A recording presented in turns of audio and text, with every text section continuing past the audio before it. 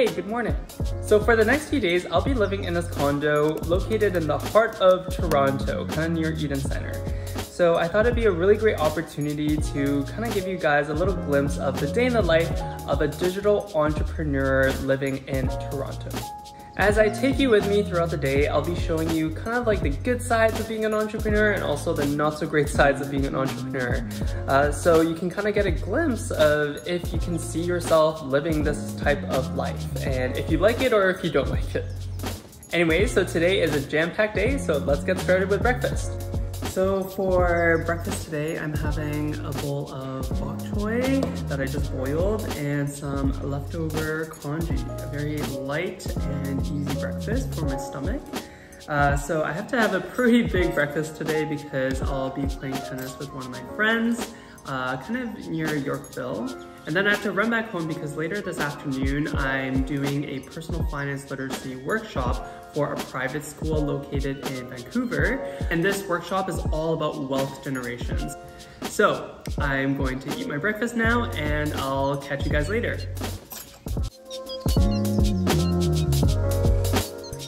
One of the benefits of being an entrepreneur is that I get to create my own schedule. Because I have some chronic health conditions, I usually don't feel that great in the morning, so I usually like to have a slow morning with my tea, my breakfast, and a little workout before I start the workday. Hey, so we're going off to play tennis now, just walking to Rosedale Park to find my friend, and we're gonna play some tennis. If you guys haven't been to Rosedale Park, I highly recommend visiting. It is such a beautiful and pretty big green space. It's located right in Yorkville. So yeah, if you're around, come check it out. I found my friend Jeremy, who I've been friends with since university. I started playing tennis back in 2020 when we were all locked down and stuck in our homes, and I really came to love the sport. It's such a fun way to get some exercise and to do an activity with some friends.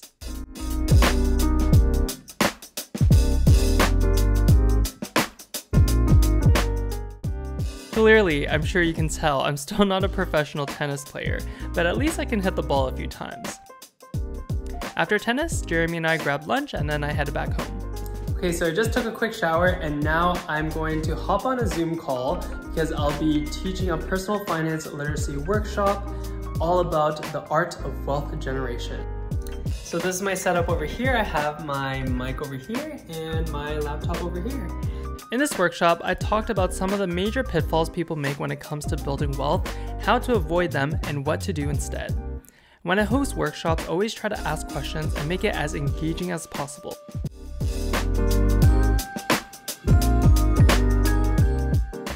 Hey, so I just finished the personal finance literacy workshop with Illuminate, the private school based in Vancouver, and it was so great.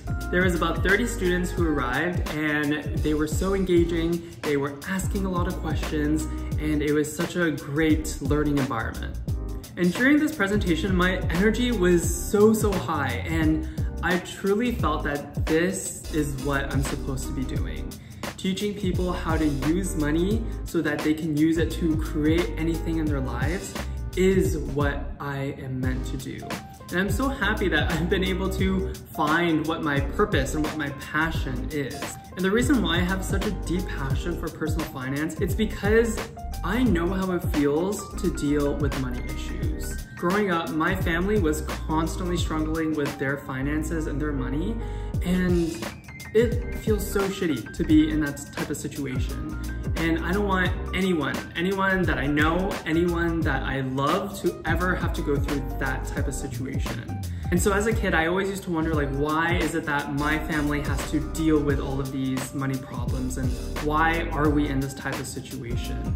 And you know, I truly believe that everything in your life happens for a reason. All of the good things happen for a reason. All of the bad things happen for a reason. And if I didn't go through all of those hardships and all of those difficulties as a kid, I wouldn't be able to create the business and become the person that I am today. That being said, pursuing your passion is definitely a difficult and treacherous path. There's going to be people in your lives, like your closest friends, your family, who really just don't understand what you're doing and what you're trying to create.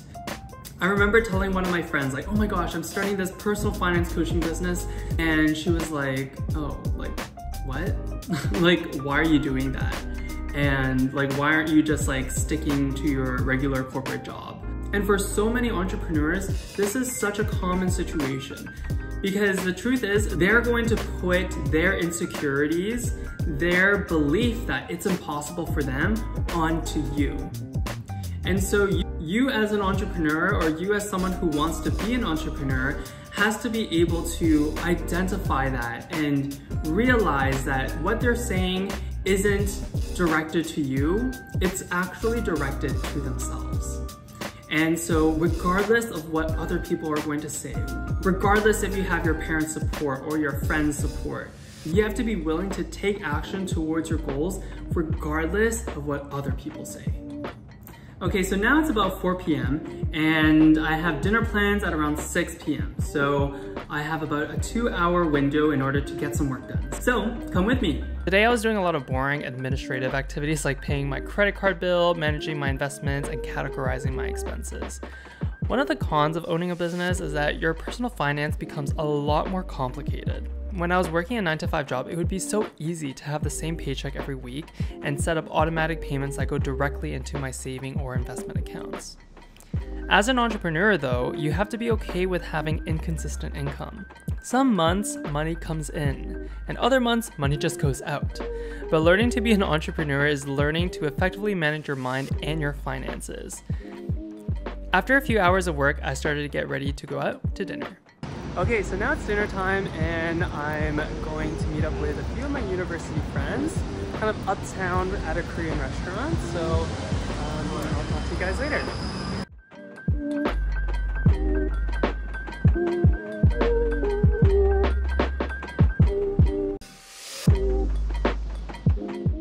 I went to meet up with some of my old university friends in North York who all happen to be fellow CPAs. And it's so interesting because we're all pursuing very different careers, but we're all working towards the same goal of creating a career and life that we are proud to live.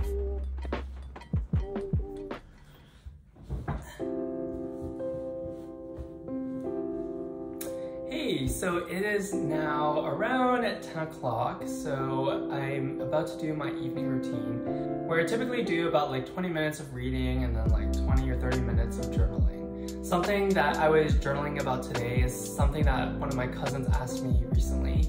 I went out for drinks with my cousins and they're like, what is the hardest thing of being an entrepreneur? One of the hardest things for me is always pushing myself to be uncomfortable.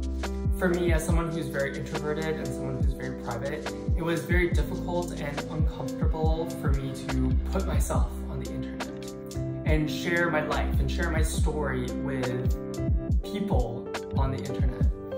And as an entrepreneur, these are some of the things that you constantly have to be doing. You constantly have to be doing things that you don't like and you're not comfortable with, but you have to keep on doing it anyways. But that being said, being an entrepreneur is also one of the greatest self-development activities and things that you could do. Because if you're constantly in your comfort zone, if you're constantly just doing what you're used to and what you're comfortable with, then you're never going to grow. And so through these past few years of me putting myself out there and me doing things that I'm super uncomfortable with and I don't like to do, I have really grown as a person. I've really developed a lot of skills that I otherwise would not have been able to develop. And so if you're thinking of being an entrepreneur yourself, some advice that I would give you is just to start with the baby steps. You don't have to throw yourself off the cliff and just like hope that you swim. You can always start with little steps. For example, when I first started my Instagram, I didn't have my face on my Instagram. I had like a logo and I was just like posting valuable content for people. And that was my way of still being safe, but still trying to put myself out there.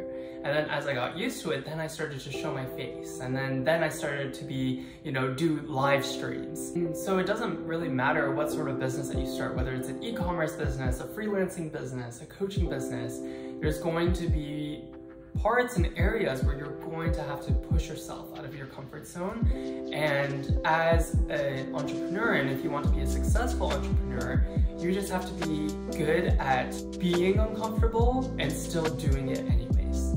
Anyways, so this concludes my video of a day in the life of a digital entrepreneur in Toronto.